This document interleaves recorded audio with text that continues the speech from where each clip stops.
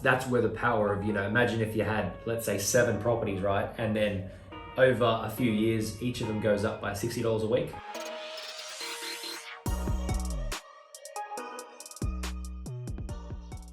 Got your cash flow sheet we can see there as well. Council rates, water rates, management fees, all that kind of stuff. And then if you go off even 450, it's still pretty neutral to positive.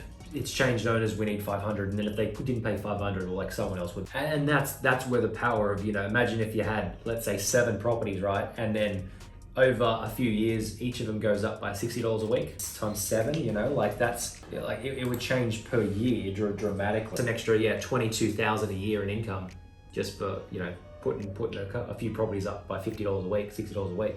It's 2023, imagine by 2029, 6 years, it could be renting for $600 a week. And if you look back 40 years ago, these were renting for like $150 a week. It's inevitable, it's just, that's how inflation works.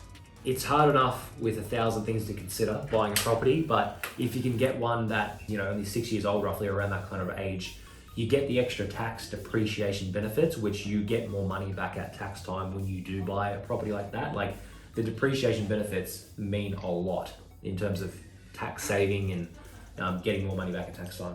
And you don't get that really with old properties at all. And then even from a maintenance perspective, you could guess, like if you buy a property that's a little bit newer, you can just set, forget, leave it, and not really have to worry about renovating a kitchen or a bathroom. Like the one for $315, it's livable with tenants obviously in there this second, but in 2 or 3 years time, you might have to retile the bathroom or something like that, that's all. The $321, you could just leave it as it is for 30 years, 20 years at least.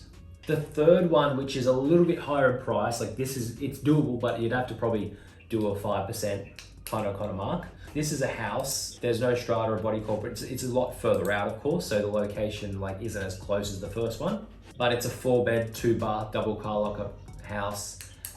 It's $486 and it's already rented right now for $570. And most of that's just one to obviously show you the different comparisons. So people, properties, they're like, oh, well, you've only shown me 2-bedroom properties. I want to see 3 or 4 bedrooms. And then I have to explain, well, if you want to see 4-bedroom, they're obviously a different price point. They're a little bit more. So the last one, but not least, is probably the cheapest one, $278. That's a very, very affordable. That's not on real estate or domain either.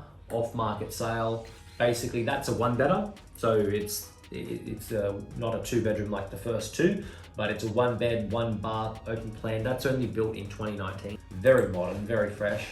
In terms of location, that's on the south side of Perth and only as little as 16-minute drive to the city, or about 10-15-minute drive from like Fremantle and the beaches, and so 10 minutes drive to the beach.